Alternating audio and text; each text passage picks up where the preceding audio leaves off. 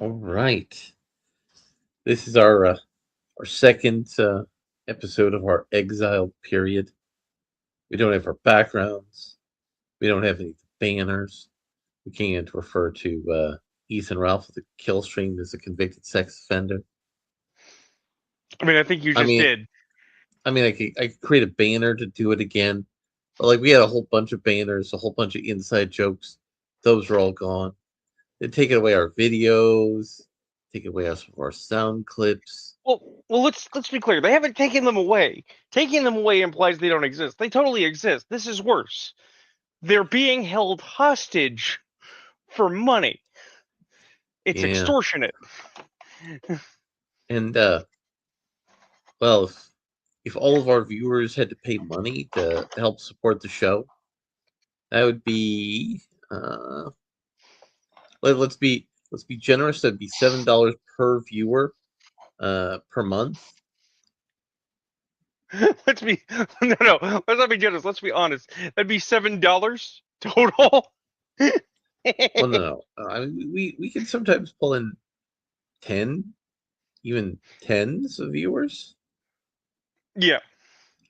No, I in my recent Substack, as I mentioned, I upfront mentioned that I'm on a podcast. We talk about this sort of thing, and I'm very honest. I'm like, it's not a great podcast.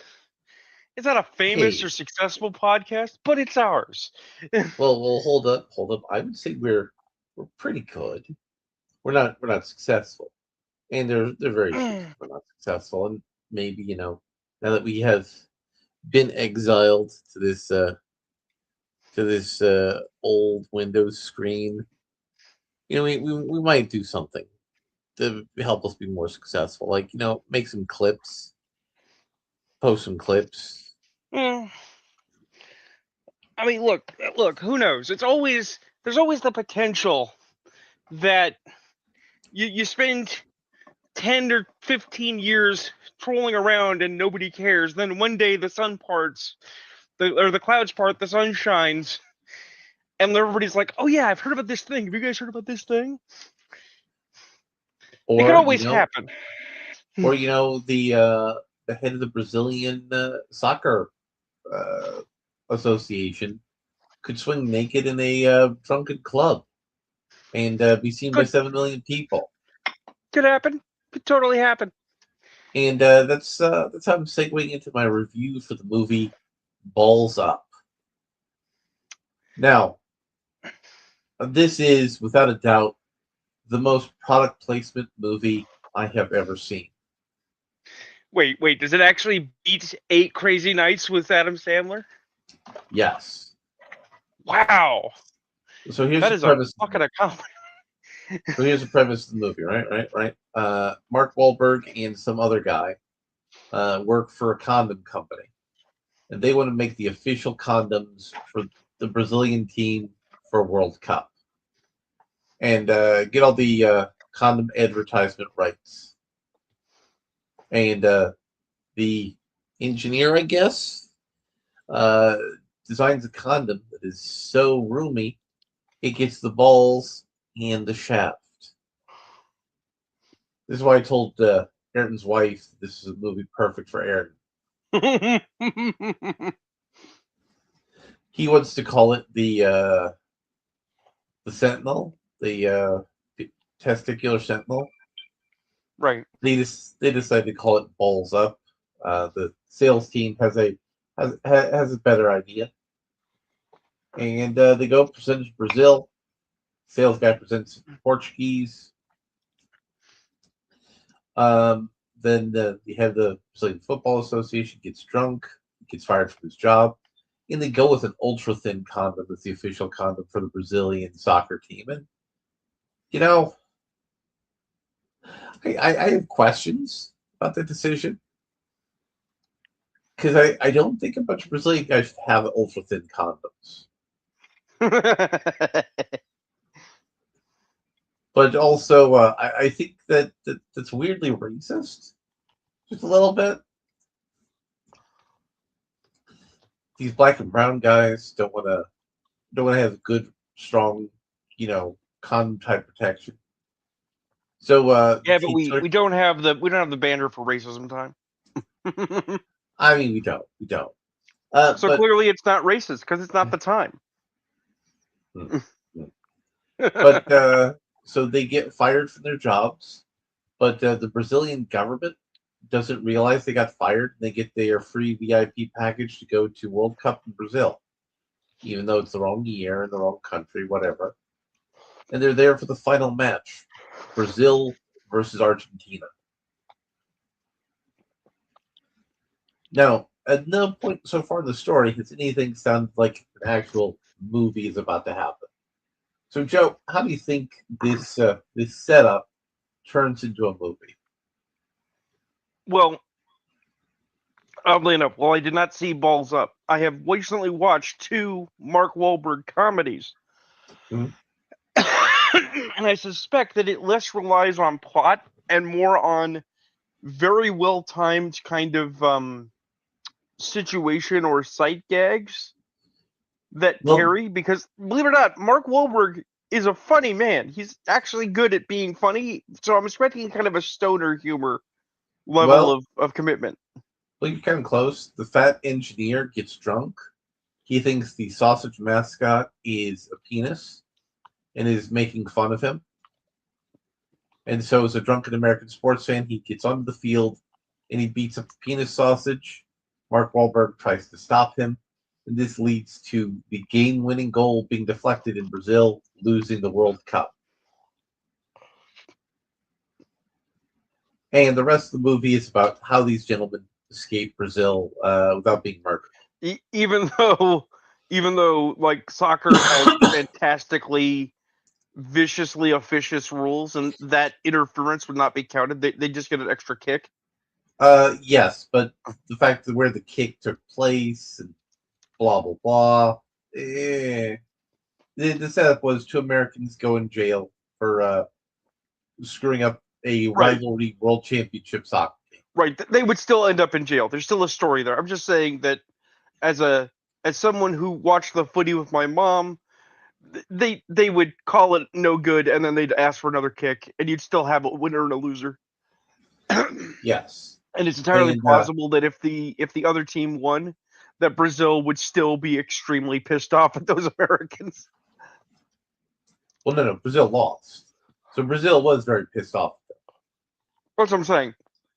And they go on an escape because the head of their criminal justice system / military lets them go, but he doesn't tell the Brazilian people to not murder them. And it's your standard road movie escape thing. They do find a drug dealer who takes them in for a little bit because he bet money that Argentina would win because he wanted to cover the spread, and he made $60 million on that bet.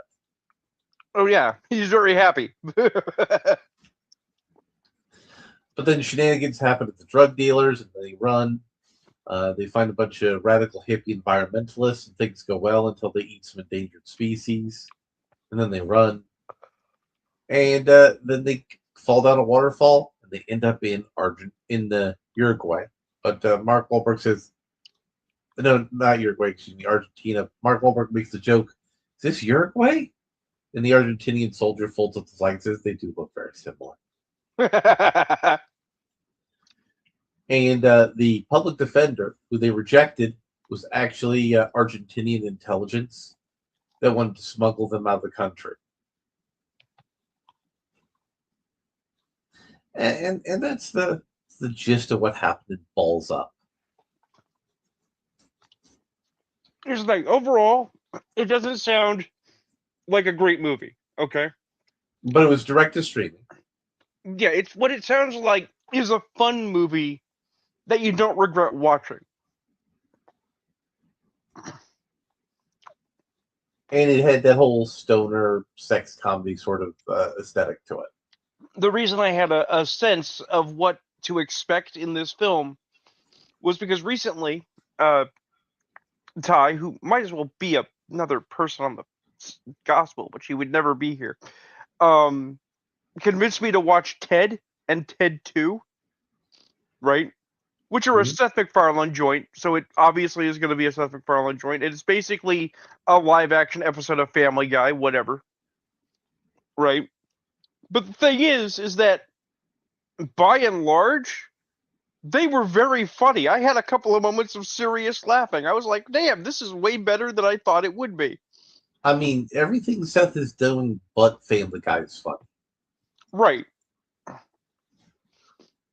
And again, I'm still completely shocked that Seth MacFarlane has a better Frank Sinatra voice than anybody else alive today for singing. But with that in mind, it's like, Mark Wahlberg. Well, he was Marky Mark and Funky Bunch. Is he really a funny guy? Is he going to be able to really sell that? And it's like, no, he's actually got some comedic acting chops. It's just he errs on the side of lowbrow humor. And you know what? That's okay. Sometimes it's fun to just sit back, watch trash, and have a wonderful time. I mean, this was a movie where the opening sequence, somebody was putting a condom onto a dildo to demonstrate the effective use of putting a condom on a penis. I mean, at least they were classy enough to use a dildo and not a banana. No, they also used a banana later in the movie. Of course. A banana with a set of strawberries, I believe it was. Oh, or maybe it was a set that's of double plums. slick. That's extra funny. Cucumber. Yeah, exactly. I do wish we had Ayrton here. He's our professor of dick studies. he would have liked talking about this movie because it's right up his alley. Oh yeah. But we're going to talk about the movie that was so good that it got stolen and then put on all the pirate sites. Oh yeah. One of the few times that something made it in release and I watched it very quickly after release.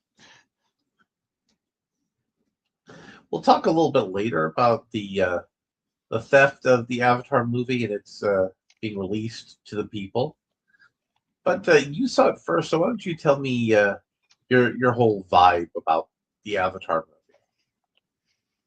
Well, should we go over the plot, or should we try to restrict the plot so people who haven't seen it can still see it before it's gone? Well, I mean, first I think we're going to talk about our feelings because I think the feelings are more interesting than the plot.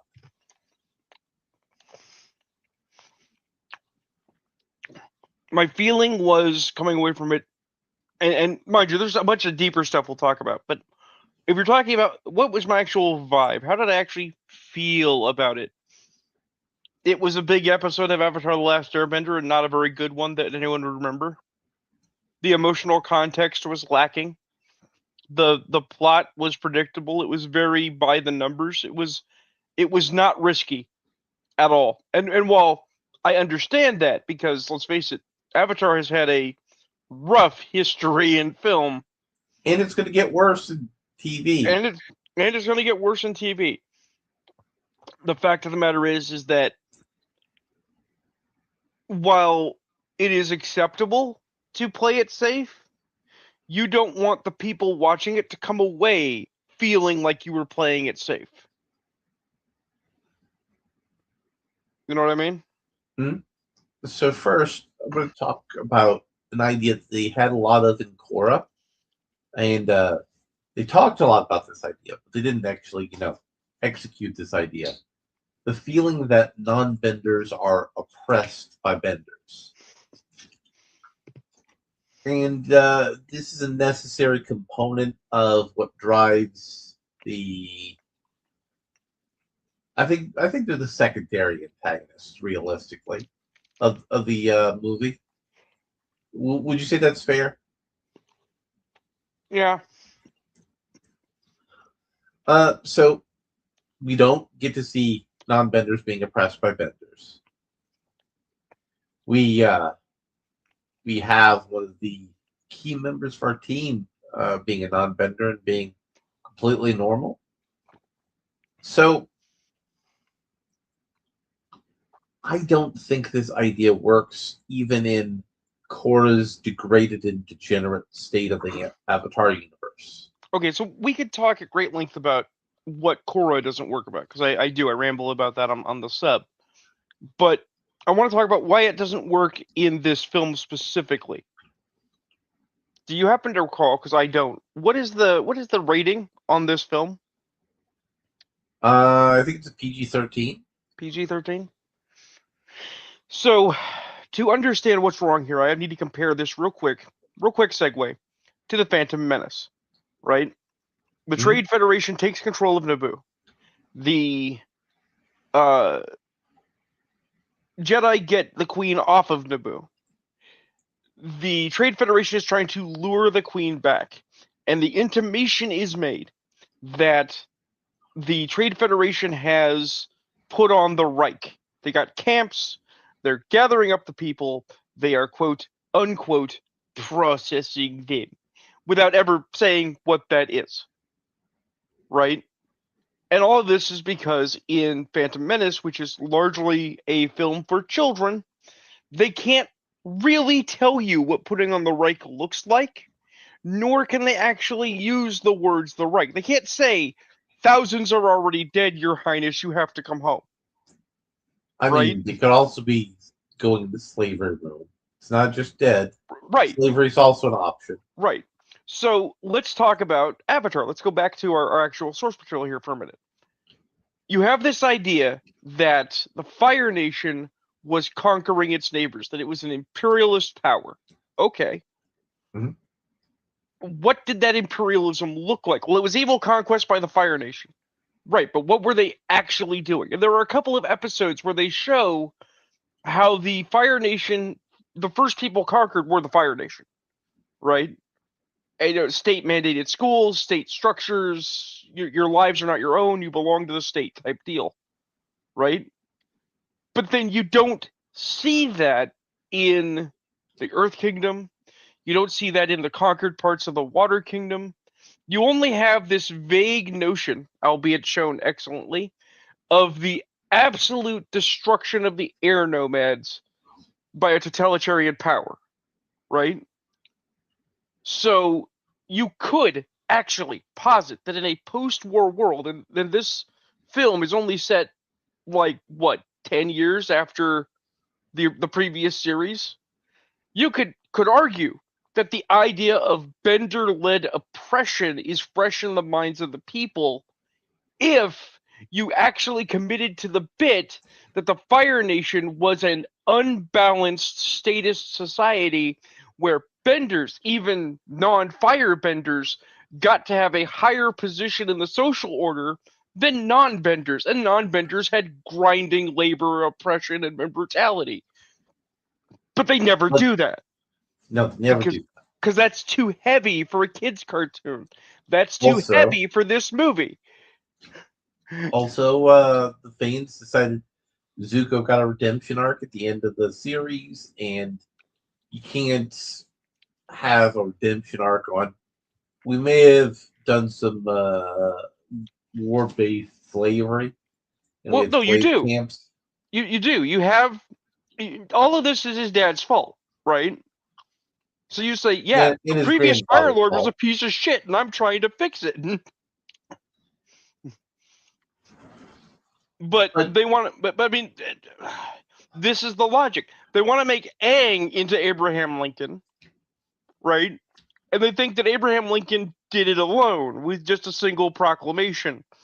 Like there was an entire abolitionist movement. Like there weren't a multitude of people involved in ending unpleasant historical practices.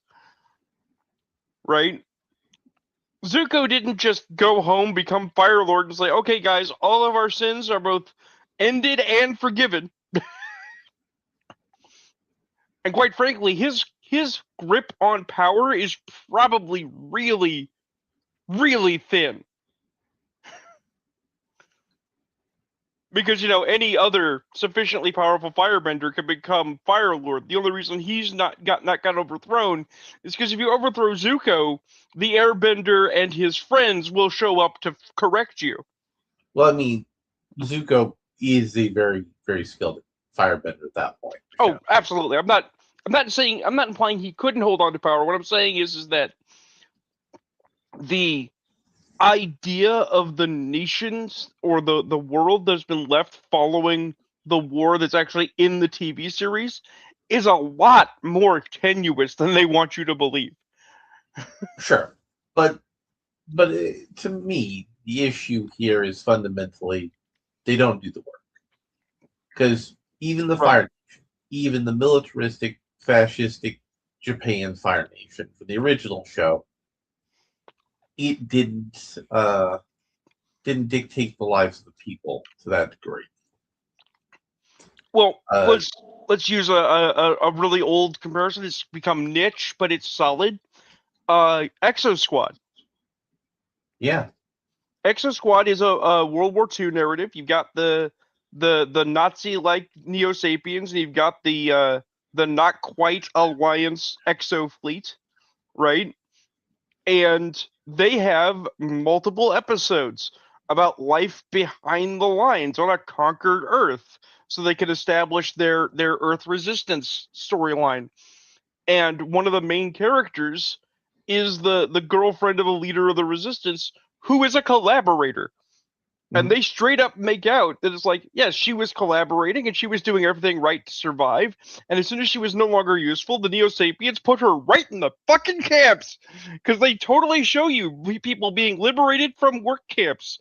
Now they don't show you corpses, they don't show you the horrific injury, but like the people in the camps are in ragged clothing and dirty, and it's very clear that they are working them to death. Contextually, and that was 30 years ago now. Mhm. 30 years ago we could show you people being ground into death by the boot, but we can't do it today. When people And are more concerned about fascism today, right. it's almost like it's bullshit. So that's my first real problem with the film. My second real problem with the film is the airbenders are Buddhist monks, essentially. I don't buy Aang being so deeply connected, especially with what we later see in the movie, the Air Nomad philosophy, to this sense of nostalgia and lost home. It doesn't make sense to me. All right, so again we have to use Star Wars as our guideline, oddly enough. Like a lot of things have been compared to Avatar: The Last Airbender, and that's its a weakness is copying Avatar. Like Ruby wants to be Avatar and is doing it badly. Avatar does Star Wars badly. Mhm. Okay. I mean, Star- first of all, Ruby's entire animation budget is 5 Subway sandwich coupons. I mean, yeah, that doesn't help. But I'm gonna start with a hot take. Maybe this will inspire 20 people to come and scream in our comments and tell me how wrong I am. Luke Skywalker is a shitty Jedi. I mean, if we go only with what's in the movies, yes, but he doesn't really get to show a whole lot in the Oh movies. no, I mean expanded lore as well. He becomes a master eventually, right? But there's Mhm. a lot of work he still has to do to get there, right? I'm saying when we actually look at it from an objective stance, right? He got a couple of years of training from some very skilled masters, made some mistakes, right? But had a ultimately still forming and pretty idealistic interpretation of what the Force was, right? As a latecomer, he was too old for the training, right? So then we look at Aang. Now Aang actually underwent education and was a prodigy, right? Mhm. Uh, and he understood air nomad theology, but he's not got and never got the 100 years of excellence that he should have gotten to be an actual air master. He's figuring it out just like everybody else is theoretically figuring it out. If any of the non-bending air nomad aligned peoples fucking survived anywhere, right? Hmm. And through this lens, we can see it's like he views air nomadism as this perfect form of pacifism, right? With light and flowing and easy air and everything is happy because that was his life experience as a child, right? The plot of this story hinges on not only him uncovering the nature of another previous avatar in the avatar incarnation cycle, but encountering another air nomad that he has to hatch from a time bubble, right? And the guy has a range of more ancient, more antiquated notions about what air nomadism is. Now, they do some ass pull later, but we're not going to talk about that immediately. What I'm getting at though is that okay, the writers of Avatar wanted to base the air nomads on Buddhists with a heavy dose of Tibetan monks. Fine. You are familiar with the history of mountain temple Buddhists in Japan and China, right? Were you asking me or just like saying that? I was asking you offhand in case you did know, but if you don't, they were some of the consistently most violent, radical revolutionaries in China and Japan. They consistently defied the government. Yes. Right. Which is why the Fire Nation destroyed them. Right. When we apply that to Avatar logic, it's like, yeah, the air nomads might have spoken about peace, but they believed in practical and violent solutions to problems, which is an undercurrent of this film that in fact itself points out the flaw. A previous Avatar tried to impose a Air Nation led polity as a quote utopia, right? Well, let's back up a little bit about this. So Yeah, we're having a second secret avatar. There's right. a problem with this as a plot device. If you have an unbroken chain of memories, of reincarnation memories, and that's a feature being the avatar, Yeah, you can have one get hidden. You can have a war doctor, but you yeah, can't have 18 different war doctors. Those don't work. So that's a problem I have with this situation in the text of the film, right. and it again goes to attachment. I feel Aang is too attached to his past in a way that's not appropriate for his character. Oh, absolutely. This is where we start to get into what I was arguing on the Substack. I said I would bring it up, which is retroactive canonicity, where you use deconstruction to change established canon to justify future failed canon, right? If we go back to the end of Avatar: The Last Airbender, M. Night Shyamalan made his movie. M. Night fucked the pooch, and while that could have killed the animated feature series right there, right? Nobody blamed the guys at Avatar for that film. Everybody said, "Oh, this is Nickelodeon. This is studio. This is a live action thing. We have our cartoon at home. Thank you. Go die." Right? People blamed M. Night Shyamalan, and he's been grinding out doing low budget horror films ever since. He also did After Earth, and I think that pretty much killed any opportunity he was going to have for getting somewhere. But you know what I mean. then they did Korra, and everybody was really excited for Korra. I was like, because I was never really the biggest Avatar fan, right? But even I will admit that it is hard to screw up a series that's going to follow a brown muscle mommy. There's a subset of humans that are degenerate, but they will follow that into a cave and get set on fire. Right? I mean, we can go back and discuss all the reasons that Core failed from Right. design.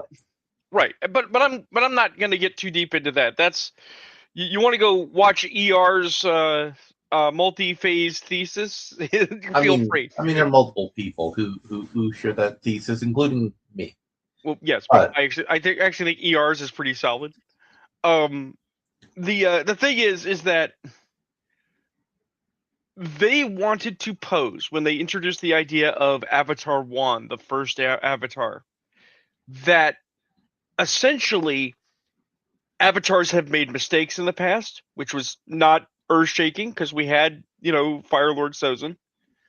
And that the avatar cycle was intrinsically interfering with a natural state of being.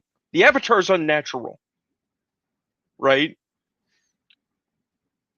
And now they have used the Aang film to further exemplify this. Every step of the way, they are trying to justify why Korra's a fuck-up, and therefore essentially a victim of the Avatar cycle, by making her predecessors worse.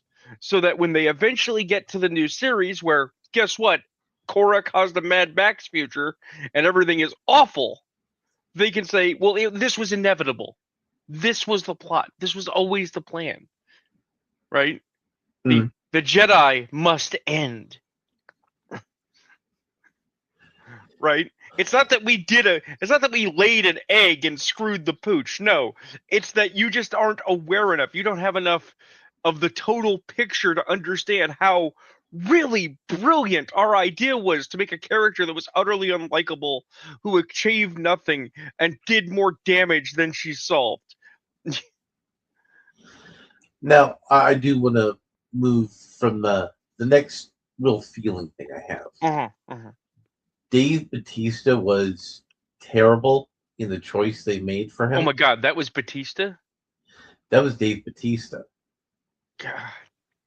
Dave Bautista was the primary antagonist in this movie. I can't blame him, though. I mean, it's a bag of money. It's a bag of money, and here's the thing. One of the better villains in Korra, arguably, was the guy who was the lead singer of Black Flag, whose name should fly out the back of my head. He's a poet laureate.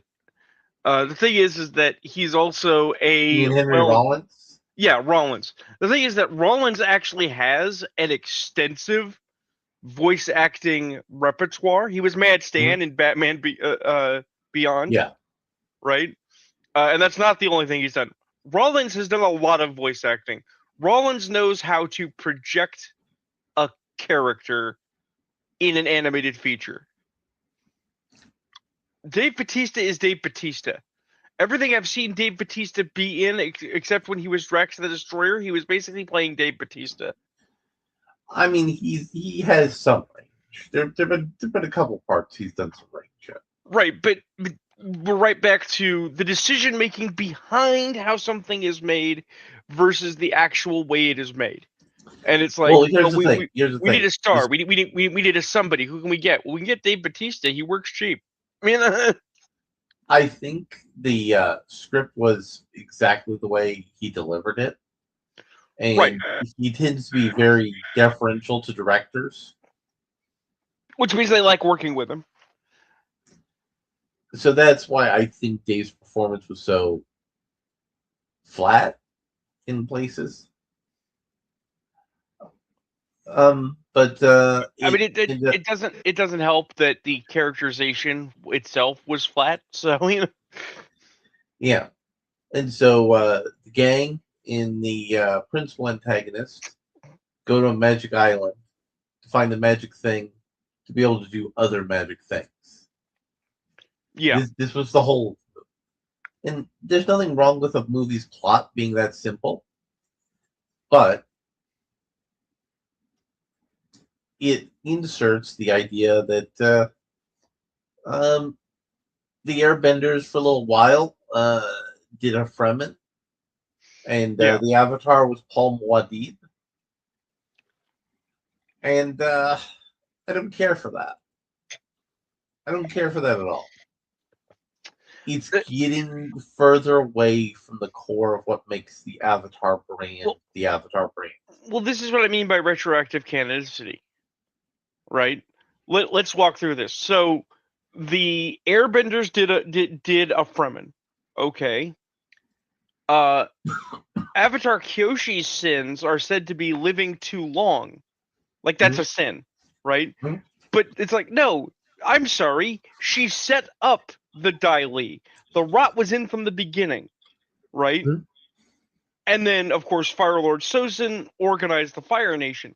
So the implication here is that each time the Avatar has moved through a different national polity, their nation has become preeminent on the wheel, Mhm. right?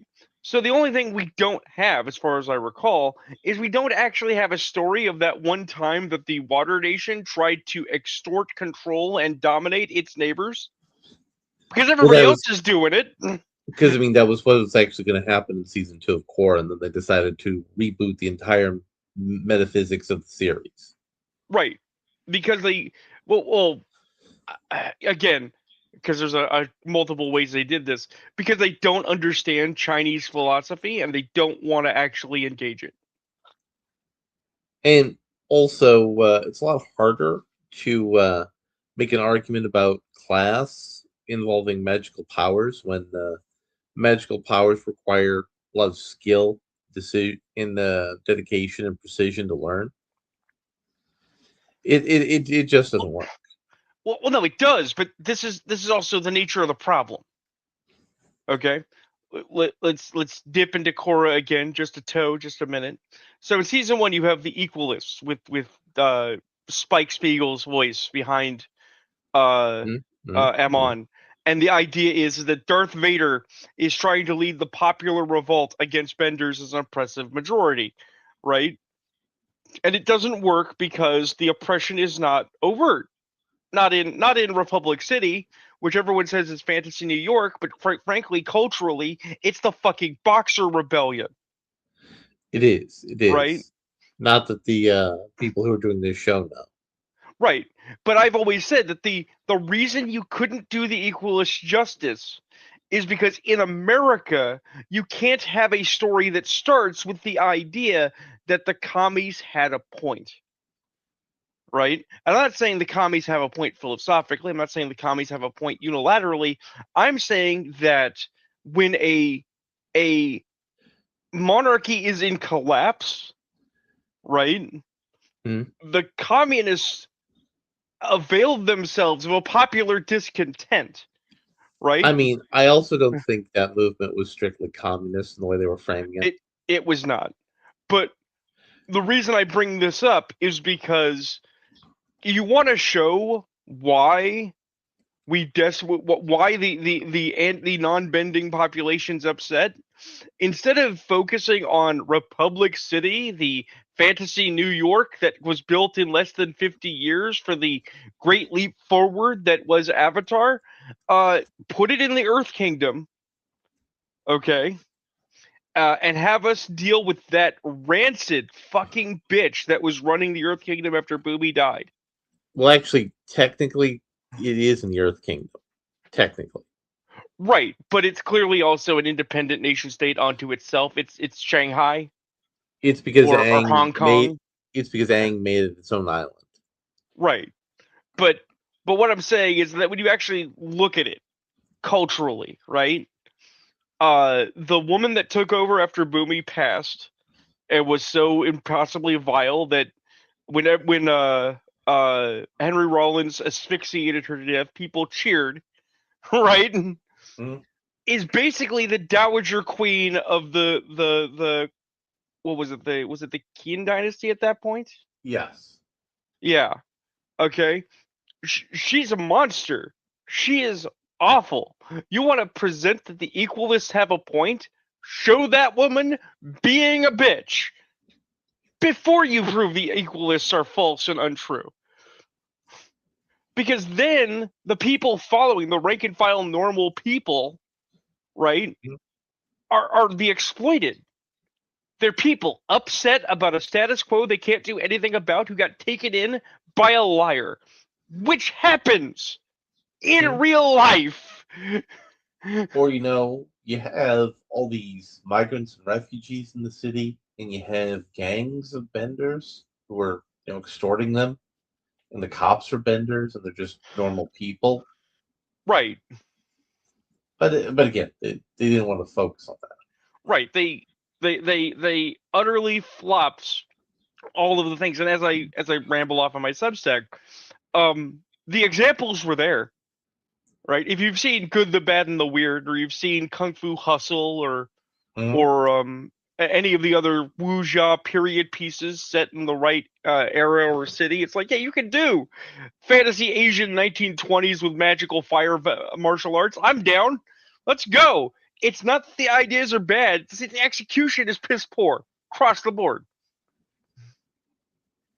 But with that in mind, as getting back to our point, it's like you want to suggest that the Avatar empowers nations that become totalitarian, depending on which one gets the Avatar at a time. This invalidates the very notion of the Avatar as a symbol of hope and rejuvenation. The Avatar is not appearing to save us in our darkest moments. The Avatar is here to instigate our darkest moments and then clean up his mess. That's a horrible fucking story. It's not good. It's not good. And I do also want to get to the characters. Or lack thereof. They were all very flanderized versions of themselves.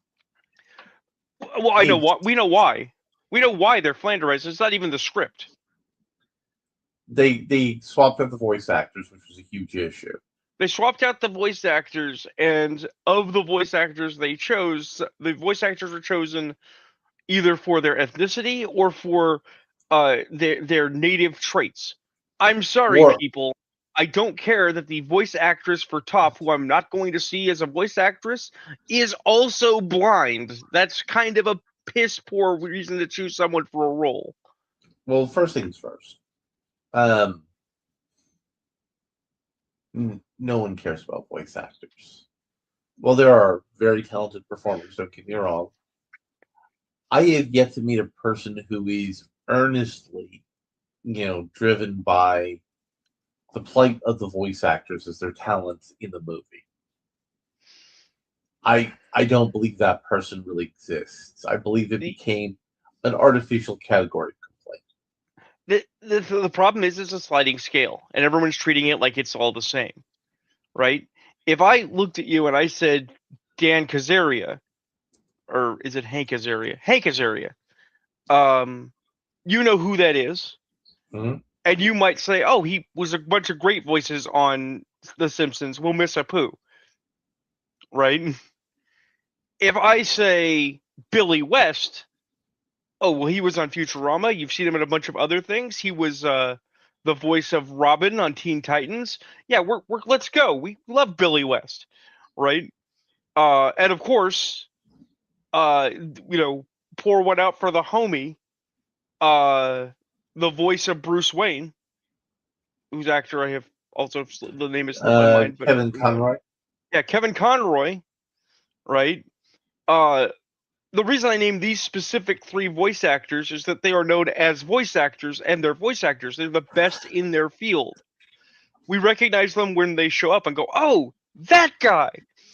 That's frankly what a voice actor lives for, right? Because to be fair, Henry Rollins, Mark Hamill, Dave Bautista, Sam Jackson, any famous actor who you meet as an actor, who then goes on to be a voice actor, is a voice actor second and an actor first, and you know them as an actor. Now, to be fair, there are actors who have been voice actors who I was introduced to them as voice actors, and later became familiar with their worked material. Right, Keith David, for instance. Right, met Keith David in Gargoyles, met Keith David in the Spawn series. Finally, watched Keith David in a film and went, "Oh, it's pretty good." But the important point is that there are a mountain of voice actors out there that you will never know, that will never be known to you, whose voice acting talents will appear intermittently. And you're absolutely right. We never stop and go, "Oh, the voice of that guy." Right? We should not treat the majority of voice actors like the very best voice actors in their industry, because it's not fair either way. Do I think they perhaps deserve more rights on the creative end of things, or more, more recognition of their talent? Sure.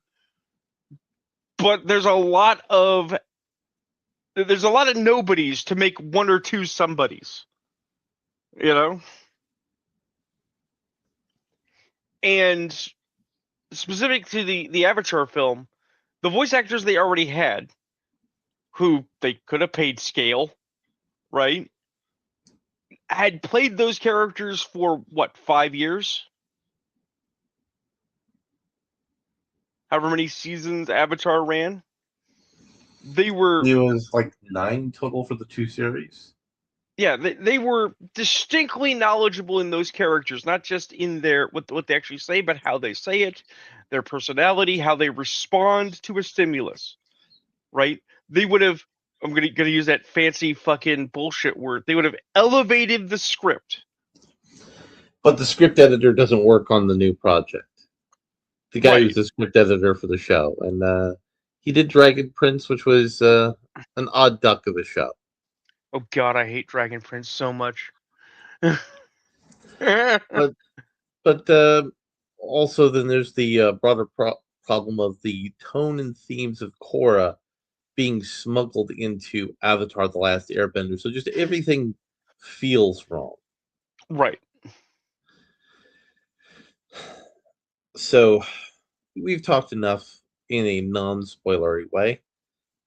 Anybody who's watching this later, because no one's watching this right now, because we're in exile, so not that many people know we've been exiled to the Shadow Realm. Right.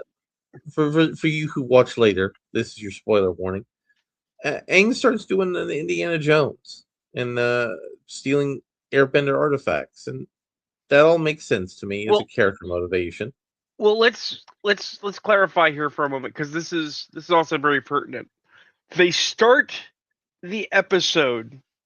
I know it's a movie, but we're calling it an episode. They start the episode with Aang returning from Indiana Jones, because apparently in the time after the war, rather than say organize the people or guide them or whatnot, this war-weary nation that he supposedly has built through this thing called Republic City, he is instead running around collecting air nomad shit and spending a lot of time alone, away from his family, right? And so he is by himself when, oh no, the villains attack, because the villains are of course ahead and know what he has acquired, and that it has a value to them that they want. So they attack the Avatar, which is already a bad idea, and they get away with the thing, right? And this is supposed to create for Aang the self-doubt that drives him on, because I've got to go stop the bad guys. And I got to go stop the bad guys now before they do the bad thing. And it's all my fault. Even though his friends are like, hey, man, let us come with you. Let us help you. It's like, no, it's all on me. And it's like, dude, what happened to your character development? Because I seem to recall that you had an entire character arc where you were dealing with the stress that murdering the Fire Lord was on you, and your friends said, no, man, we'll carry that weight with you. I seem to recall that plot element already being addressed. Yes, yes. And so Aang and the gang go off on an adventure. Uh, Right. and my problem with Aang and the gang going off on an adventure is wasn't really anything for the rest of the Avatar team to do.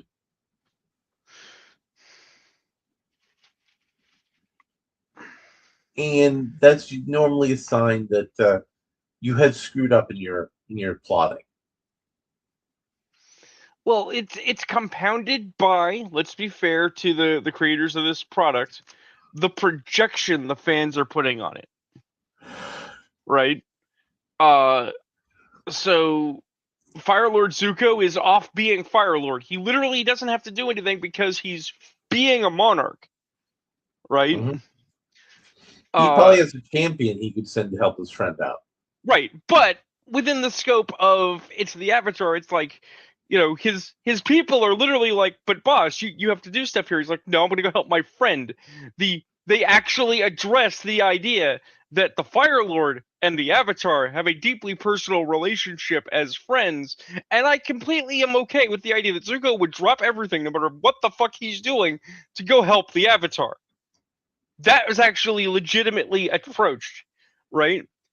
And Katara, we have no idea what she's doing. Maybe she's being the mayor-s of Republic City, because Aang is not. But they're in a romantic relationship, so she wants to go help. Okay, legit. But what are the other two members of quote-unquote Team Avatar doing? Well, Sokka apparently has forgotten all of his character development and is instead being a mad inventor living in a fucking hovel, being abused by children. I mean, his bicycle with the explosive payload will come in later, but there's no real reason for him to exist. Like, they didn't address and say, what exactly does Sokka do? Which was a massive criticism, by the way, of Korra in the episodes talking about Aang as administrator of the city, because Sokka was surprisingly absent. It's almost like the creators want you to forget he exists as well. Right? And then it's like, okay, so what's Toph doing? How is Toph contributing? Toph apparently has returned to the Earth Kingdom and is a teacher, teaching people how to bend, to prove that she's still the toughest badass in, let's face it, the least convincing set of circumstances. She's not wandering the world looking for the greatest challenges and fighting the most dangerous people. She's literally beating up her students and then patting herself on the back. And so when she gets the word, hey, Aang needs a hand, she's like, okay, I got nothing going on. I guess I can go. That's not ideal. It's not ideal. No. And but and then well, there's the reason I dumb mentioned laser battle at the end. So let's real not quick, forget that one. real quick, the reason I mentioned the projection, by the way, is that people are asserting that Toph has her children by two different baby daddies, right? That's actually in the comics. Sure, but then they're also asserting that Zuko and Sokka were very gay for each other, which might also be in the comics. But frankly, everyone hates those comics. Why are we judging anything by those fucking comics, right? The important part is that everybody's trying to make this out to be like a not just a let's get the band back together, but everybody's sleeping with everybody thing, and it's like unnecessary because it doesn't fix any of the problems that you're about to describe.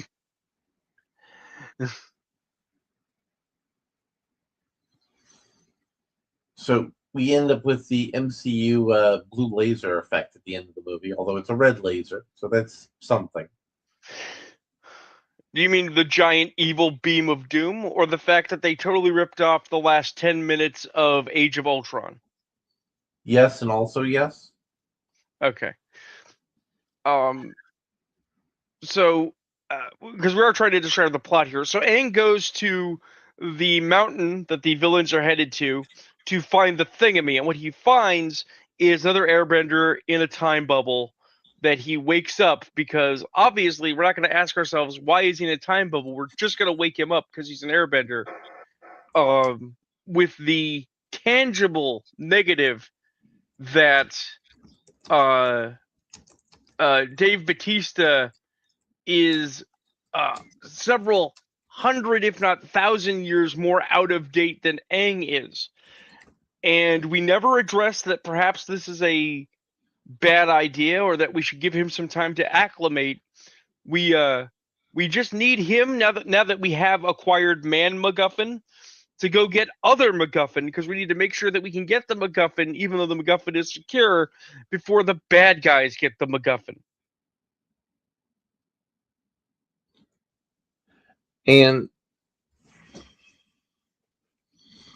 because I know you're about to dig in this, but I'll be clear. We're about to describe the giant island in the middle of the storm. If Aang and Dave Bautista had done nothing,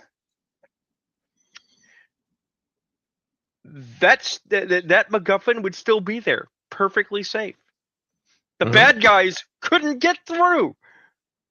That's why they wanted Dave Bautista in the first place. And for me, at a deep level here, the whole problem about, well, this other secret avatar set of a magical city in the past to make a utopia and give people bending abilities. It's meant to be a critique on Aang and Republic City, but we don't get to experience enough of Republic City to make that work. So all the major plot things they want are super undercooked. Right. Compounded by predictable. So the reason that we go from MacGuffin A to MacGuffin B is it is revealed that Dave Bautista, Avatar Bautista, Airbender Bautista, was the right-hand man of the hidden avatar, and that the hidden avatar made a MacGuffin that allowed them to essentially do anything, but more accurately to bequeath air bending to other people. Right? And he was the first convert. Right? And so he is still on board with the air nomad should rule everything plan. Because he hasn't done any acclimation to the new world. He's just like, no, I'll get the stick, and then I'll rewrite reality, and everything will be fine.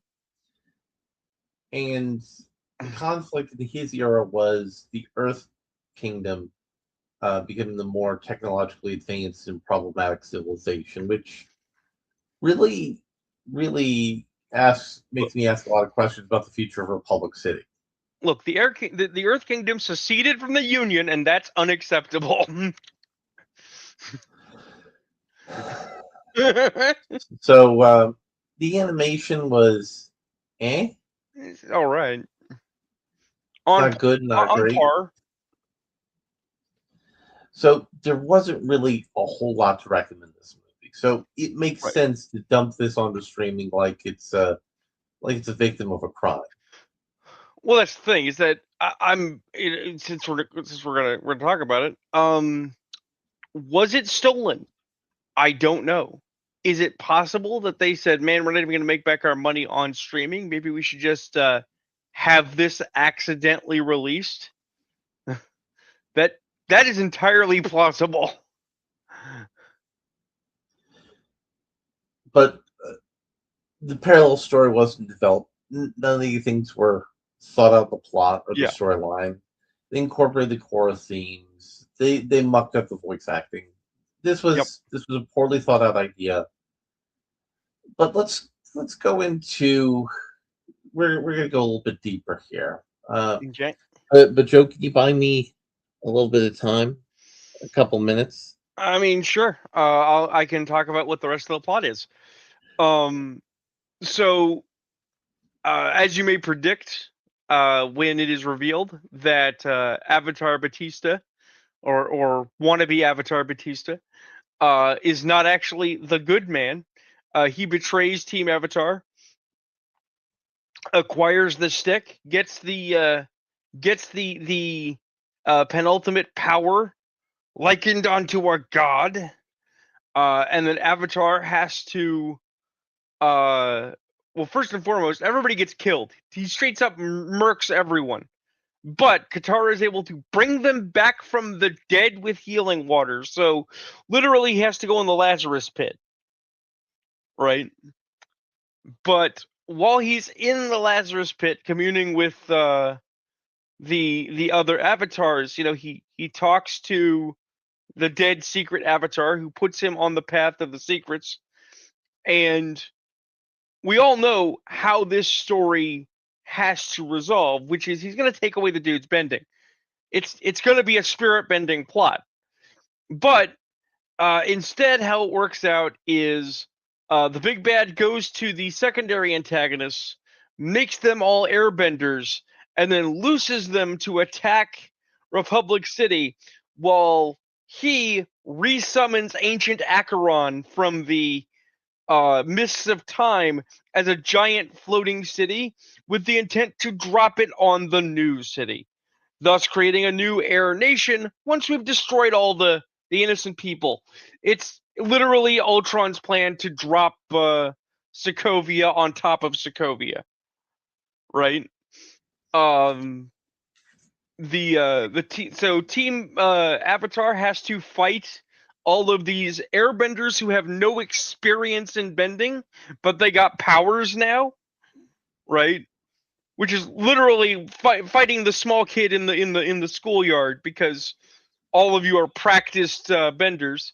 Sokka gets to show off his creative chops a little bit.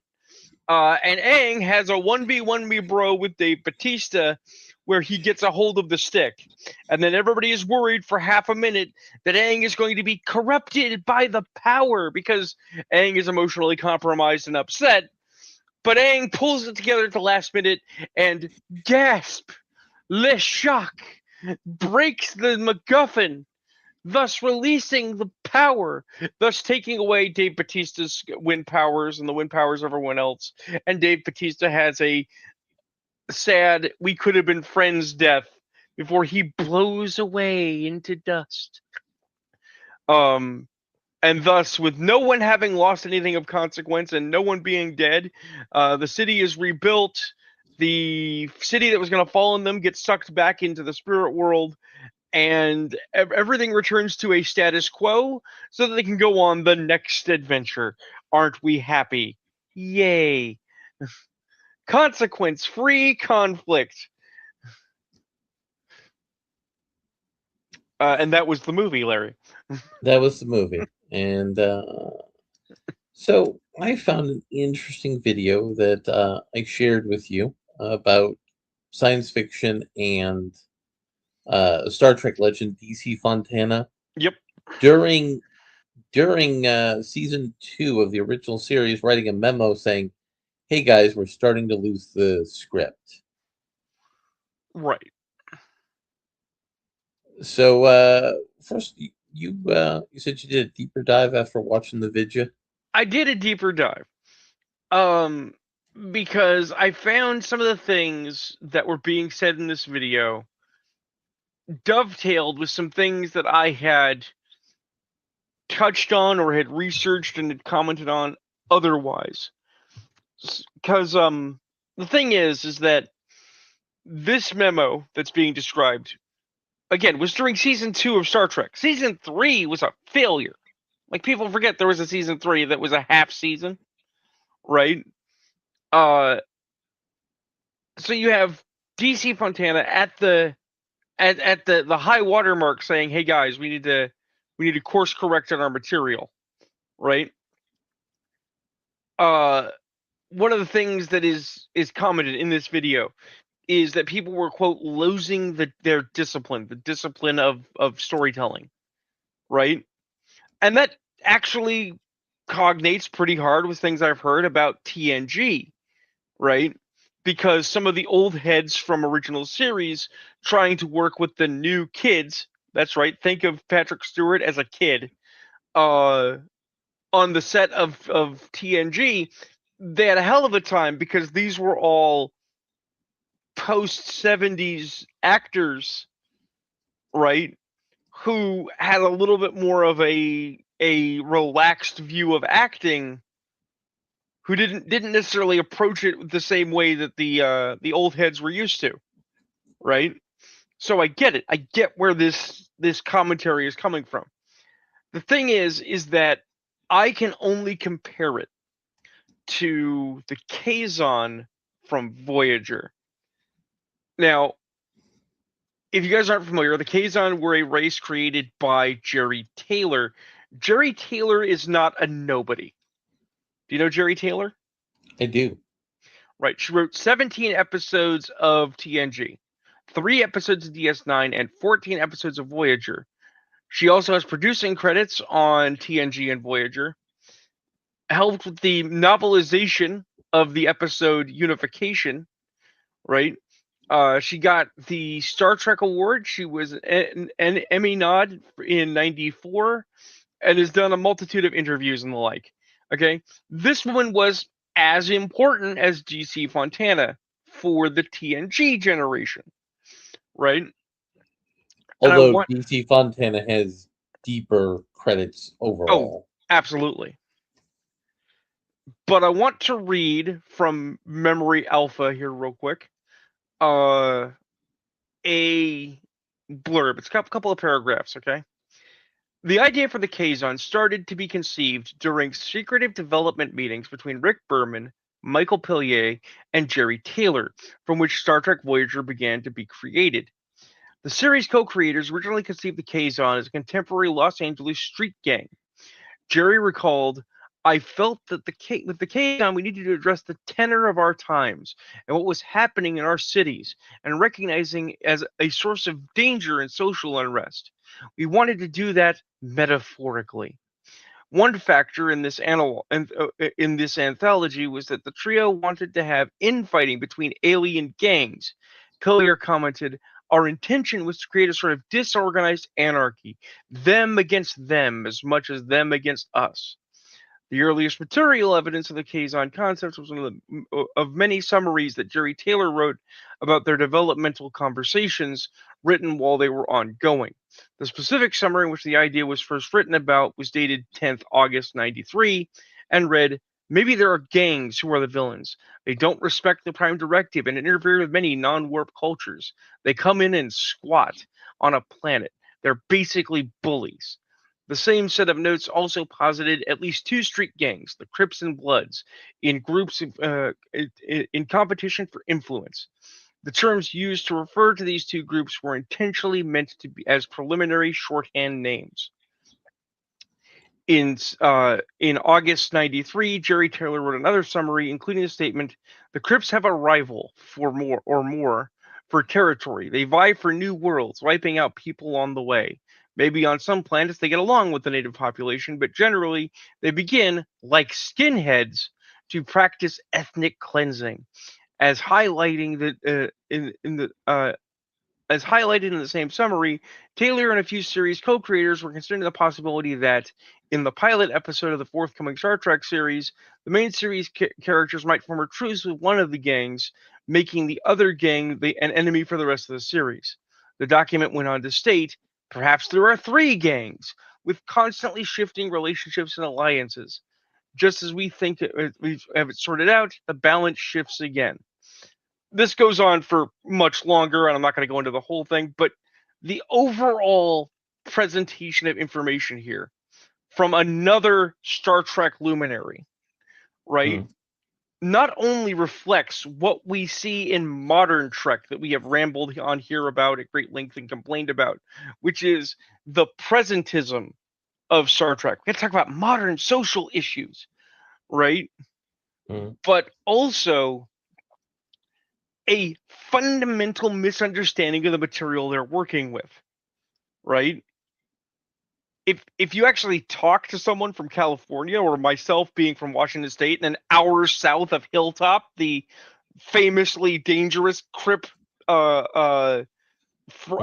holdfast, if you likened the Crips and the Bloods to skinheads, you are way off fucking base.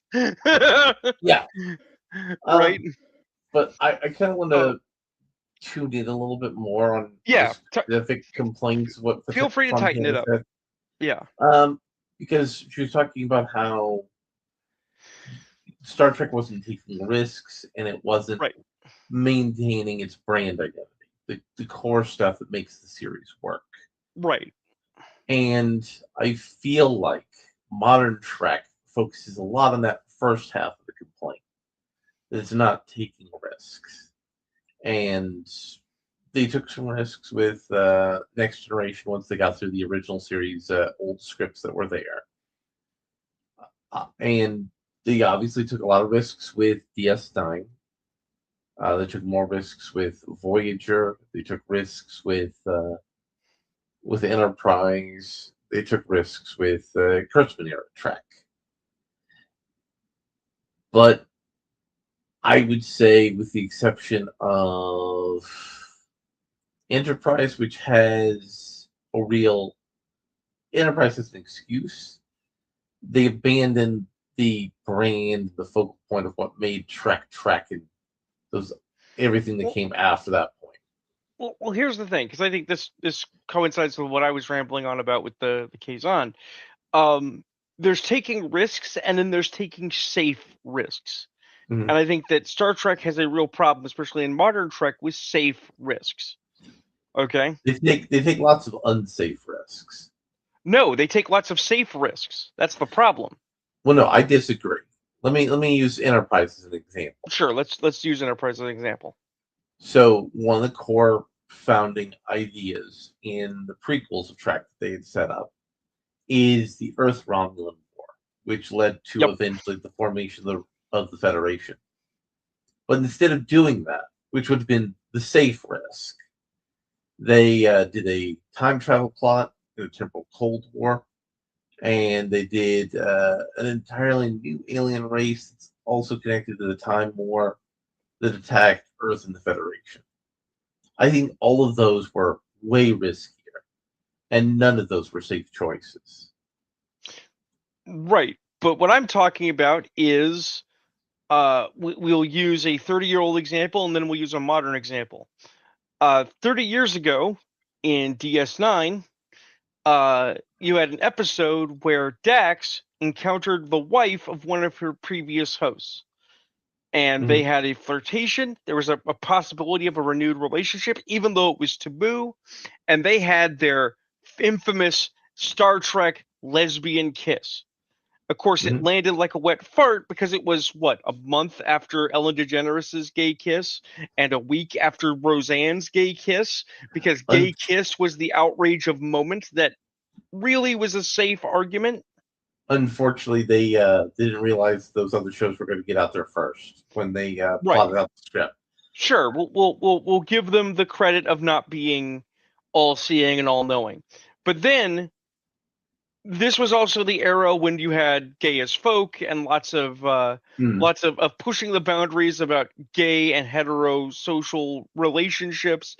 Dharma and Greg was on TV, right? The question of homosexuality was hot button 30 years ago. But also, I don't think, because of all those things you said, the Jadzia kiss, especially the way it was set up in the show, was risky at all. Right, but here's the thing. We then jump to Kurtzman era Trek, and they're like, all right, we're going to make a character. Okay? It's going to be a Klingon. Okay? He's not going to be like other Klingons. Okay? What's his deal? He's going to be gay and soft. It's like, right, but that might have been upturning the boat 30 years ago. Not only is that not upturning the boat now, that is both putting the boat on even keel and then throwing an anchor behind it and expecting forward momentum. No one was impressed by gay Klingon. And I would say that Jaden was a unsafe risk. See, I don't think And Jaden was an unsafe risk. I think Jaden was a very safe risk.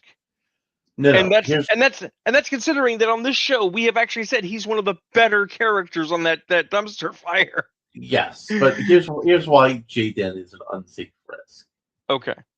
Number one, you focus on him being gay as opposed to the actual meaningful things to his character and how his character functions on the show. Right. You also take away elements of Klingon storytelling by saying, well, he's from the section of Klingons that follows extremely unusual marital practices that were only picked to highlight people who might be in weird poly relationships. So again, that's an unsafe risk because it draws attention to those things and not to the product. So if you're drawing attention away from the product, it's an unsafe risk. So at this point, though, are we actually talking about specific risks, or are we talking about behaviors?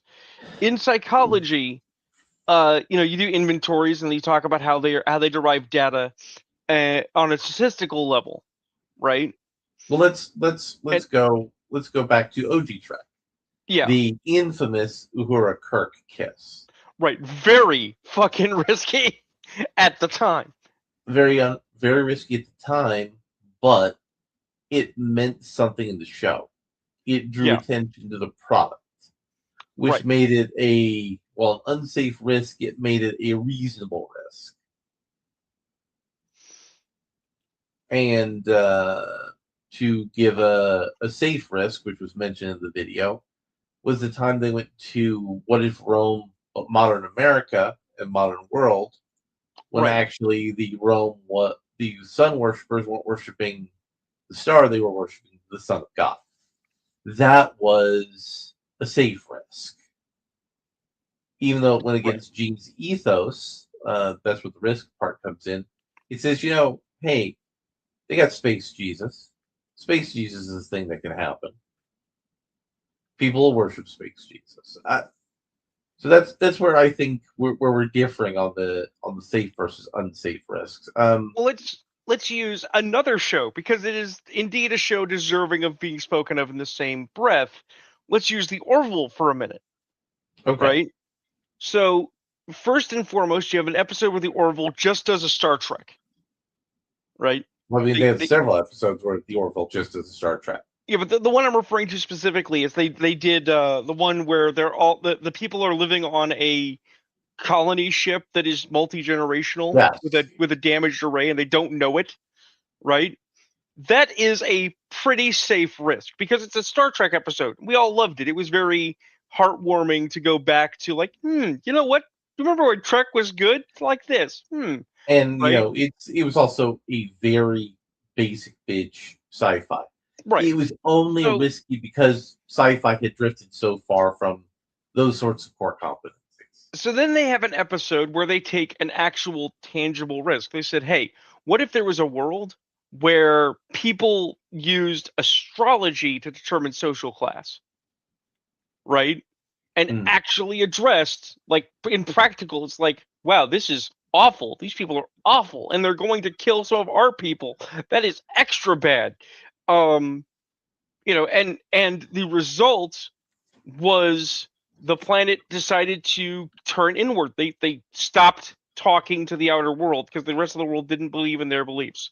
It was kind of a downer ending, but it was a risk to have a downer ending with no clear answer because you couldn't just look at it and say, well, the Federation, of course, is 100% correct because the Union in the Orville doesn't even have the high-minded ideals of the Federation. They are completely at odds with like, man, I don't know how to fix this. I can't fix this. This is just broken. Right? Exactly. But then in the latter seasons of the Orville, we decide that we are going to stop everything and take a fan favorite character, the Mocklin Bortus, and we are not only going to emphasize his gay relationship with his gay husband, who's actually a wife, right? I mean, it's But the wife part was the risky thing. right. But we are going to go all in on this trans obliteration narrative with their child, who is going to become the most obnoxious, unwelcome, unfunny part of this preachy fucking show. The thing is, that was a risk that was unsafe. It was a very unsafe risk, and it showed in the loss of people watching. People didn't want to watch it to be preached about how this little brown child was being abused by her people. Well, the initial thing was a classic sort of Star Trek moral dilemma thing. It was a safe risk. Right, but then they didn't leave it alone. They just expanded it out and expanded it out and expanded it out. Opening the scab again, that was the unsafe risk part for this plot line. Yeah. Now let's go to the second half of what DC Fontana laid out, the core of the show. Yeah. And with Trek, the core of the show was a humanistic society that used science and wit and charm to solve problems. That's the core engine of the show, which they abandoned a little bit in Deep Space Nine. They were able to mitigate the danger of that risk by having a war plot. How does high-minded humanitarian values, how do they survive under the pressure of war? So that was on brand, but they worked to make it on brand. Then there was Voyager, which was okay, but they're stranded in outer space. And then they abandoned it when they got to Enterprise. Well, it's a prequel. You have to show how they got there. And it never recovered from there. The actual brand, the elements of the brand that had value, never recovered from that deviation. Right. And I think everybody's focused on the risks and how Star Trek needs to push the envelope as a science fiction show, which I can agree with. But it doesn't focus on the brand, on what made Star Trek good. The video we were referring to, it talked about how the Kirk, McCoy, Spock triad was becoming more the Kirk show. Because, I mean, Bill Shatner, when he was in his prime of his life, he had a lot of charisma, a lot of charm. And while Leonard Nimoy had charm, it wasn't as gregarious and outward. And DeForest Kelly was just a really good actor. And he was also good friends with Gene from back in other TV shows they had worked on together. And Gene had gotten him his first big break. So he had deep loyalty to Gene and would just, he was all in on whatever Gene wanted. Yeah. So that's where I think the thesis of what Fontana was talking about comes into play. But what was interesting is it mentioned, I believe it was that Roman one, or was it, there was another episode they mentioned that was controversial where A Private Little War, the one that's the Vietnam era analog. Yeah. Which the interesting thing is Kanan, who he didn't even have that much clout on the show at the time. He was saying, I think we've kind of stepped over the boundaries a little bit here. And I think that's very interesting, especially considering some of the rumors about Kurtzman Trek where you weren't really able to talk back about things, and how a lot of the new pop culture movies and TV from the 2015s to present is focused on talent that doesn't have a lot of experience. Well, we doesn't know this have the cachet to say no. Well, not only did we know this for a truism in Trek, but we knew this for a truism in other media, because other media trying to talk about the Hollywood experience has talked about it. So Nimoy was also a Roddenberry regular. They had worked on some Westerns, right? Mm-hmm. And Nimoy, when he was very popular in the Star Trek era, famously was on a talk show and he talked about the Vulcan neck pinch and how it was developed, right? And basically, you imagine there's the writer's room, there's Gene, there's everybody. He's like, this script says I just kind of go up and hit the guy. I'm Which a was kind of, Vulcan, and yeah. I'm supposed to be really advanced. Like, maybe I could, do a judo type maneuver and he just falls over. We're supposed to be more advanced and less violent now, right? And Mhm. you imagine Gene going, yeah, that sounds real good, do that, let's give it a shot, right? um what you hear in behind the scenes Hollywood stuff now is it's always the same thing. Actors come on set, they want to stretch their wings, they want to do something amazing, they get the script, they think the script is ass, right? And they either play what they're given and continue, or they try to spread their wings, and often the story is actually about how they do it really bad and lose out because their ideas are not necessarily welcome. Best example of that, actually, this very start of Wonder Man. Wonder Yes. Man's got a bit part. They're like, okay, say your lines. And really, he should just say his lines. They're not even that bad, right? No. But he's trying But to reinvent the wheel and screwing himself over as he does it. it's like, what's my character's motivation? And I think you should have this book and this and that.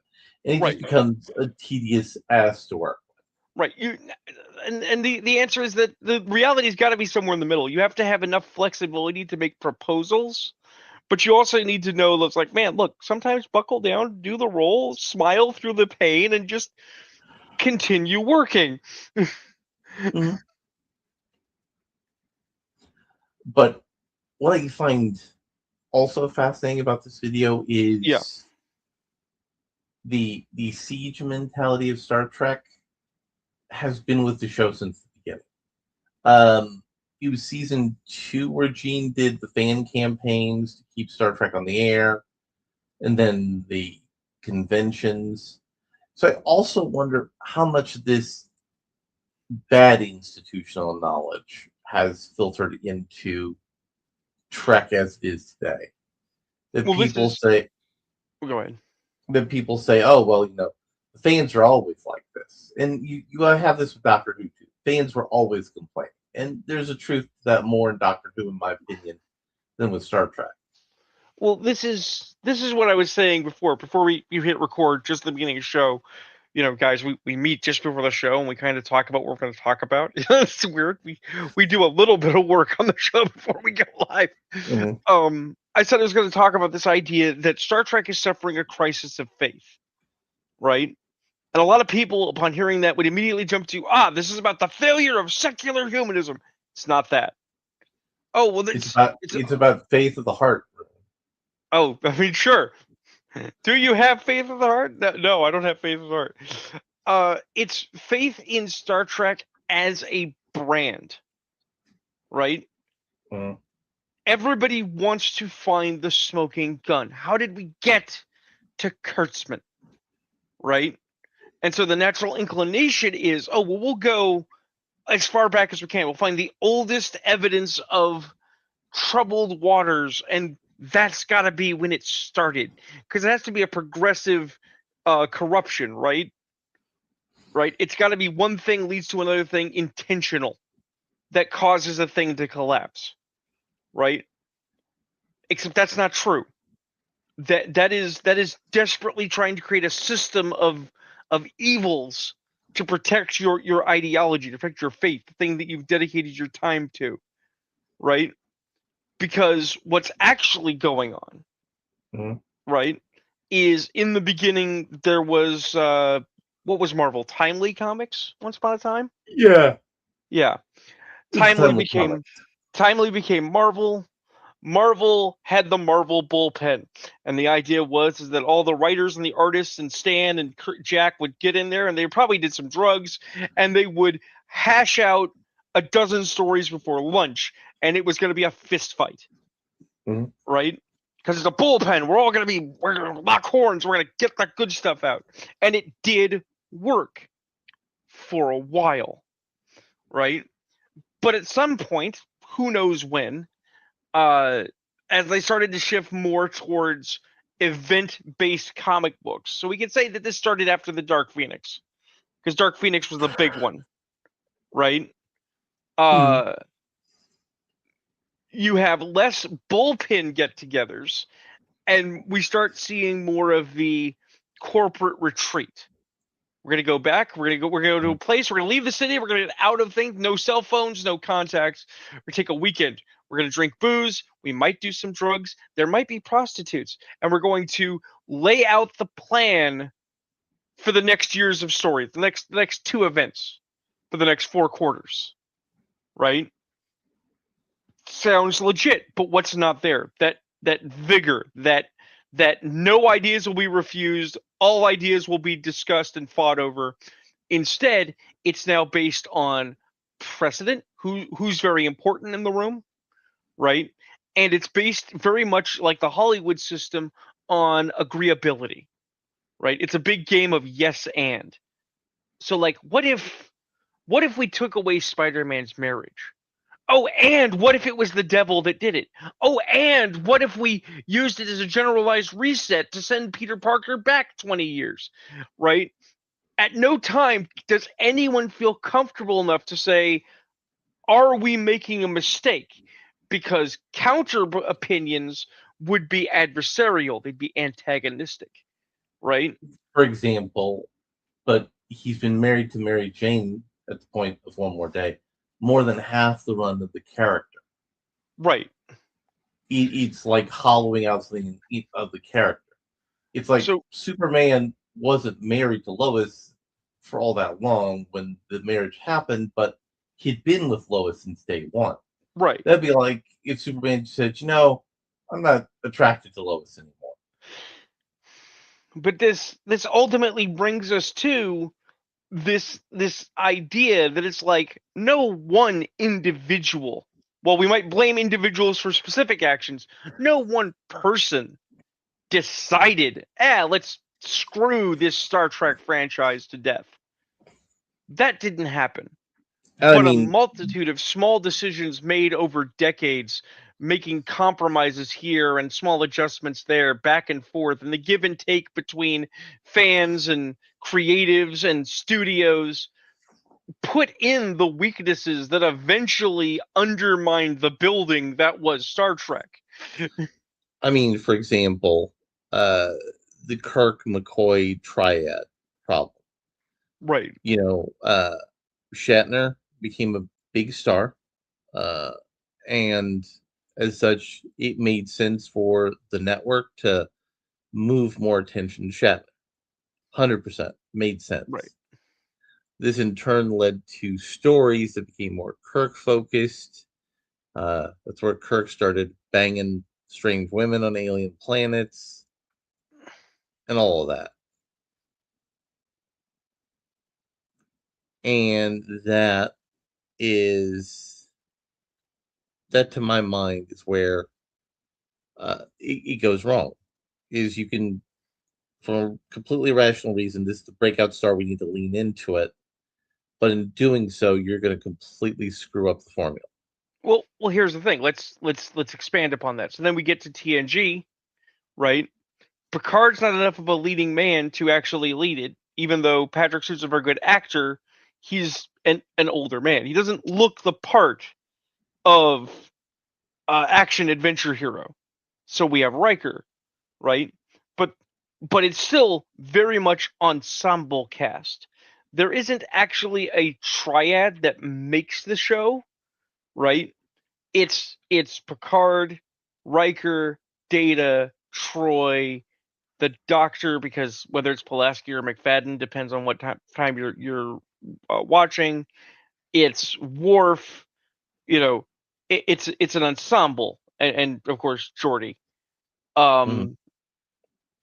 And that worked for a while.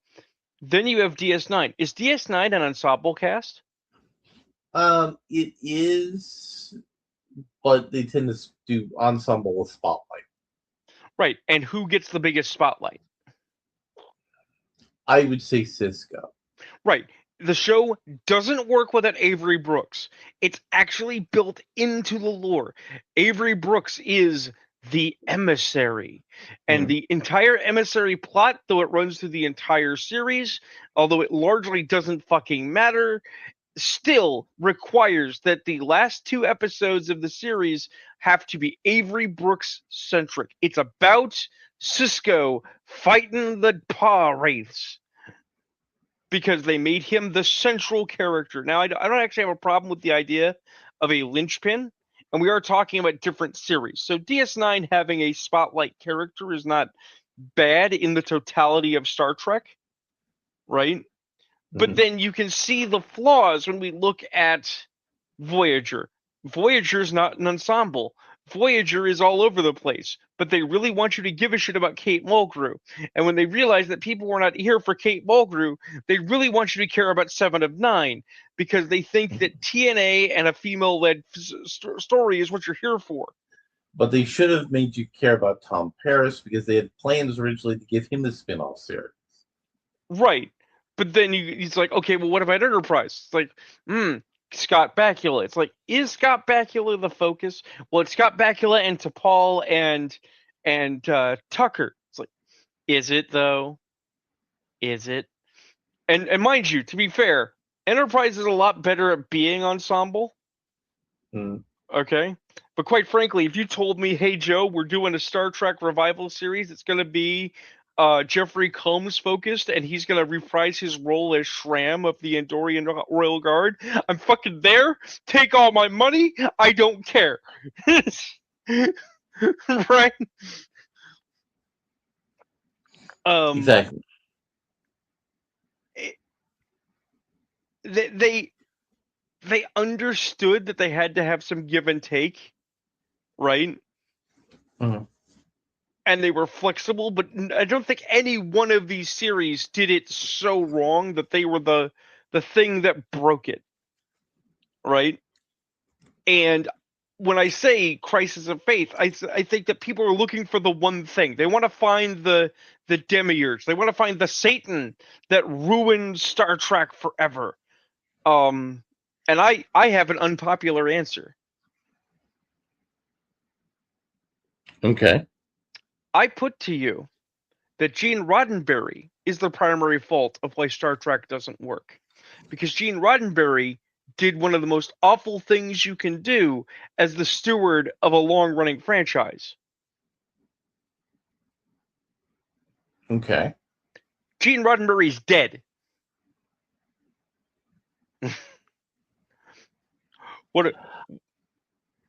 I think some of the best Trek was the initial burst that happened after Gene died.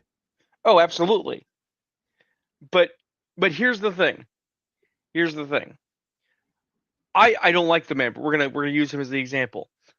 Tolkien died, but he made very explicit instructions about how Lord of the Rings was to be managed, how Lord of the Rings was to be organized, and he put those tools into the hands of his family and his estate, who followed those instructions very precisely. Until they gave it to Amazon. Until they gave it to Amazon.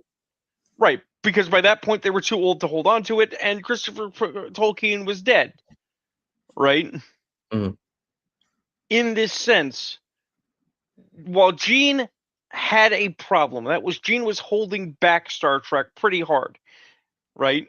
Gene, after 20-ish, 30-ish years working the convention circuit, doing drugs in Hawaii, and basically being an outcast from Hollywood, was not necessarily in the best place to steward Star Trek into its next evolution, right?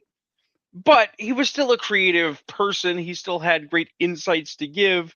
There were things he could have done. And then he died, leaving a legacy in the hands of Brenna and Pillier, who didn't do badly with it, right? But basically leaving I don't think it was as bad as the Succession Crisis, but there was a lot of ambiguity about who owns Star Trek. What is a Star Trek? Where does a Star Trek go? Right? And And that's what we have now. When we look at the Kurtzman era, what's going on? They're trying to possess Star Trek in the same way that the Kathleen Kennedy era is trying to possess Star Wars. The same way that other fronts are buying properties and then trying to control them through multimedia representations to officially tell you this is what your media is to you. And we've said before, we've talked about at great length, that is a policy that only ends in failure. And as we have 20 minutes here, Larry, I'm gonna hijack us from it. I'm gonna put you on the spot. Okay. Because I think this is pertinent. You're a fan. I have never seen you so angry. Larry, tell me about what they're doing to the Ghost Who Walks. I mean, they're race swapping the Phantom for a TV show. And that's just Black Panther. They're turning the Phantom into Black Panther, and that's stupid. Okay. So before you dig into this, I want to be extremely clear for whatever listeners we don't have in Exile. The Ghost Who Walks, usually Kit Walker, is an inherited position. Mm-hmm. On the most objective level, if we stand way back, there is actually nothing wrong either with A, Black Phantom, or B, someone wearing the Phantom's disguise to maintain the Phantom's legacy while the Phantom is like in a hospital with a busted leg or broken ribs or whatever. If you told me a black guy was going to be the Phantom for a turn and then give it back to the Walker dynasty, I'd be like, okay, sure. So to be clear, we're not actually saying it is impossible to have a black Phantom. But I mean, you're can right. make it work, It is but it's basically, but you are correct. It is basically Black Panther. My question is both one, why would you do that? You don't have to. And two, why you, Larry? Why does this actually fire up your blood? You are the mellow one among our cast. Well, it fires me up because I remember reading it in the comic strips, and the Phantom was a throwback pulp comic. Right. And here's the thing most people don't know. The whites in South Africa, some of them have lived longer in South Africa than the black people in South Africa. A lot of the black people in South Africa, that led to them becoming the majority, migrated there to work for the white people. So saying, oh, well, we can't have a white character fighting bad guys in Africa, white people have been part of Africa. It's a naive and limited worldview, number one. Number two, if I recall correctly, the original Kit Walker was on a boat. They got marooned by pirates. Yeah. And that led to the Ghost Who Walks and all that. Well, here's the thing. Here's the thing. A superficial interpretation of the Ghost Who Walks would say that the Ghost Who Walks is a white savior problem, right? But sure. let's actually analyze this for a minute. So, Kit Walker's family were decent people running freight, doing the job of the high seas. They were attacked by the Sang Brotherhood. Their ship sunk, and Kit Walker, Kit Walker's the 20th Phantom, but the original Phantom, washed up on the shores of Bengala with nothing, an orphan from the sea, right? The tribesmen took him in, trained him in their ways, helped him to become a man, guided him into becoming the Phantom, and he swore, not just as some objective Christian right, but as a survivor filled with a hunger for vengeance, to seek out and defeat piracy, evil, and inequity in all their forms. All their forms. Which means that the Ghost Who Walks, a white man in the jungle, undoubtedly would have fought slavers, would have fought I mean, he colonials. did. Right. I mean, he did. He's not a white savior. He's almost a Tarzan in the sense that he's gone native. Yes. Yes. He was like a Tarzan, but also like a Solomon Kane. Only Right. nothing supernatural. Right. So we then look at this in the modern context, and it's like you don't need to swap the Phantom's personality or identity to make a story about taking the fight to oppressive white people. If anything, you have the opportunity to explore a more interesting story because the villains will misunderstand. The villains will think he's a white savior and be like, why are you helping these poor Kafirs? And it's like, how dare you? the Phantom would not put up with that shit. Because the Phantom doesn't see people in suffering and bondage at odds as different ethnicities. He doesn't put them on the stack. He sees them as people. They're all people, and all people deserve freedom. They deserve liberty. The Yes. Phantom is a universal hero. Everyone can be the Phantom. Yeah. And it's just this whole thing with the Phantom being race swapped and turned into Timu Black Panther. It's like the whole John Carter problem. John Carter has influenced so many things. You can't do a John Carter movie that's very general and very all audiences because it'll seem too generic, which is part of the problem Disney had. There are other problems, but that was part of the problem they had. Yeah. So if you're going to do that with the Phantom, you're just basically washing out the character and washing out anything that makes it interesting or distinct. Of course, they had that Billy Zane movie, which wasn't very good. It's not very bad, though. That's the thing. It's just there. It's just And fine. here's the thing. As you know, I went back recently and I watched the original Batman set, including Batman and Robin, and was horrified at how awful it was. Right? Well, sometime before that, I had cause and I sat Ty down and we watched The Phantom. Right? Because The Phantom is not a bad watch. It's a fun movie to watch as a movie. Right? And it's like, is it good? Is it bad? No, it's not really bad. Was it going to take off and launch a multi-movie thing? It could have. It wasn't going to for a number of decisions. In that sense, it's very similar to The Rocketeer, which also just exists and did middling at the box office, right? But in that sense, it's like, is it an unfun watch? No, I don't feel like I wasted my time. Treat Williams is a wonderful villain, right? Billy Zane actually did his bit. Timothy Dalton was in that movie too. Who was Timothy Dalton in the movie? No, I was thinking The Rocketeer.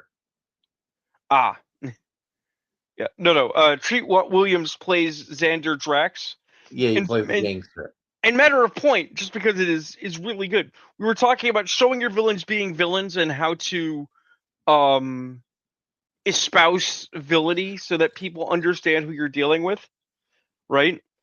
There's a scene in the early part of the movie. We've been telling people, oh, Xander Drax is a villain. Xander Drax is a gangster. The newspaper guy who is the father of the love interest doesn't like him and doesn't want to associate with him because he's a scumbag because of this period in time when gangsters could hobnob with the truly super rich if they were sly enough.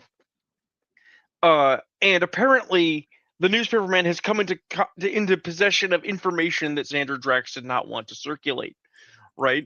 So in the very next scene, they or close to they have a guy come in who's a little bookworm, right? And Xander Drax lets in that he knows, but hey, shit happens, right? And he asks, this guy to look in this microscope and tell him what he sees, right? And so the guy has a look, and he can't see it, and he's just like, "Oh, magnify it, it'll be fine." And the guy magnifies it, and the word liar is revealed the instant before a pair of preset spring-loaded blades are injected directly into the guy's eye sockets. Right? I mean, it's a pretty elaborate prank. Right. And it speaks to exactly the kind of charming yet diabolical villain Xander Drax is, right? For whom world conquest is a lark. And that's all you need to know. It's like, yeah, I want Billy Zane to beat this guy's ass because this guy is the kind of guy that would take over my planet and then kill me for fun.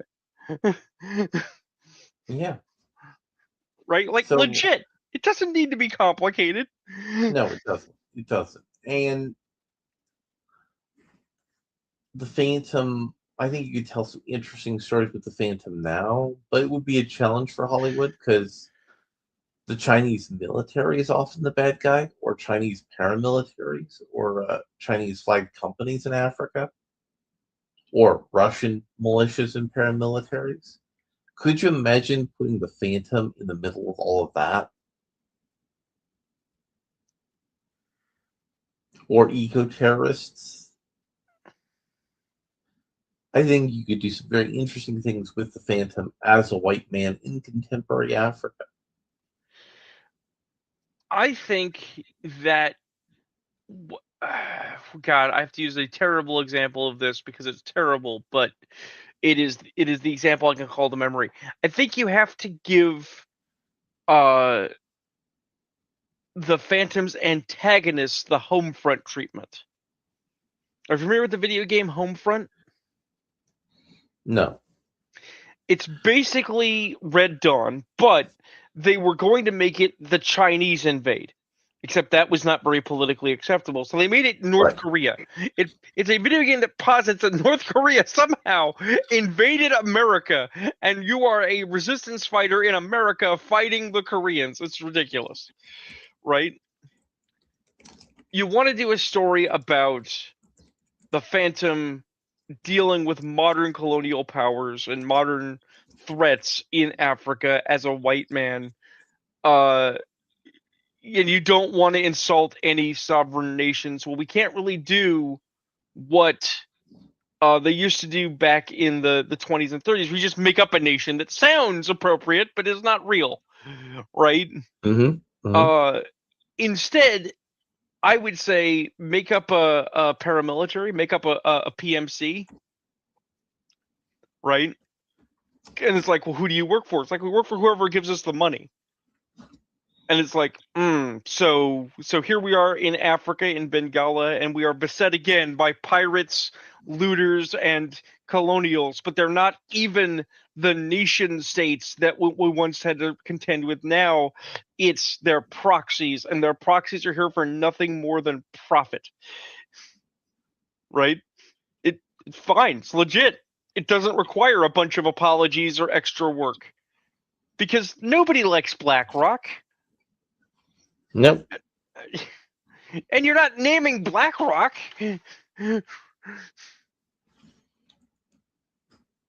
And yeah, I think this is a good episode of the show.